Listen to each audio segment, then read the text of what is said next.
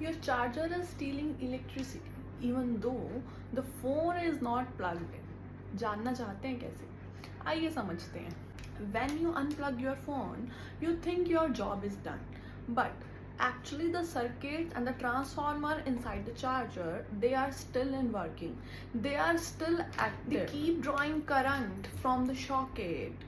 जिसकी वजह से क्या होता है कि अगर जब हम चार्जर को कनेक्ट भी नहीं करते हैं ना फोन से, तो भी जो है पावर कंजम्पशन होता रहता है. That power consumption is known as the standby power consumption, and इसी चीज को हम हिडन करंट लीकेज भी जो है वो बोलते हैं. तो आप सोचिए कि अगर एक चार्जर पूरा दिन में 1 वॉट ऑफ द पावर लेता है, तो अगर हम इस चीज को अवॉइड करते हैं तो आपका साल का बिजली का बिल में कितना फर्क आता है. सो नेक्स्ट टाइम जब आप अपने फोन को चार्जर से रिमूव करें तो चार्जर को भी सॉकेट से रिमूव करना ना भूलें.